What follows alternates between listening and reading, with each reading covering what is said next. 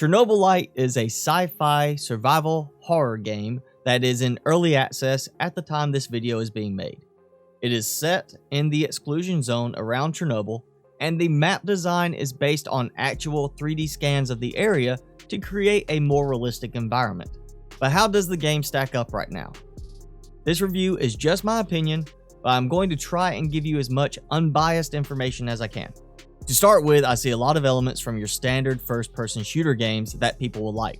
There are missions you go on each day, and companions you can assign to their own missions, such as gathering food or ammo for you. You can also use elements of stealth in taking down enemies, though at times this feels a bit limited in this area.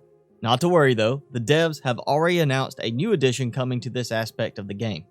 There is crafting in the game for elements such as medical, food, and ammo products, but you first have to build corresponding workbenches.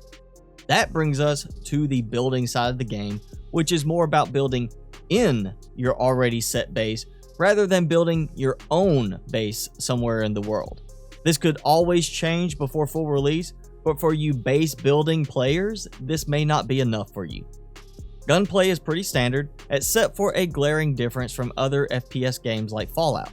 In Chernobylite, you have to take aim in order to fire a gun, so there is no quick shoot from the hip style gunfighting. For me, this was a problem coming from playing other games that allowed for the quick shot approach.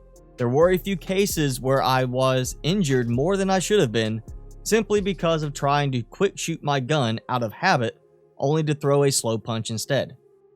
The game has great visuals, and to make sure you have your graphics set correctly, there is a nice benchmark test built in. But really, it is an early access game, so many reviews focus on how it performs or the unfinished storyline. Yes, there are places in the game where there are stutters as you transition through certain areas.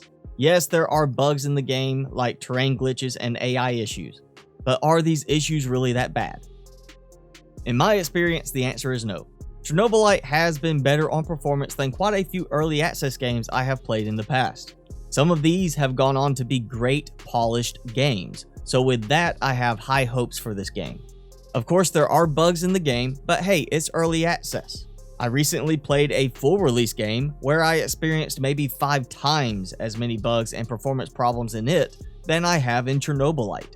So yeah, there are bugs and things to be improved upon, but from my experience, this game has shown to be one of the more polished early access games I have played. Again, this is just my experience and my opinion. So should you buy Chernobylite while it is still early access?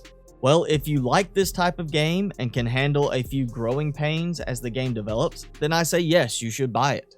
If you don't want to deal with the bugs, then just wait and see where it goes down the road. Regardless, I say this is definitely a game to keep on your watch list.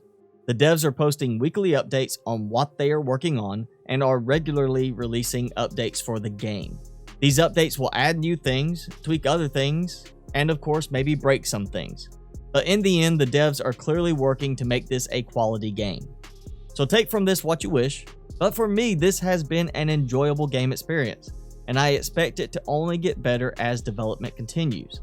Again, comparing this to other early access games I have played, Chernobylite definitely stands out overall in terms of how well it has played and how positive the experience was for me.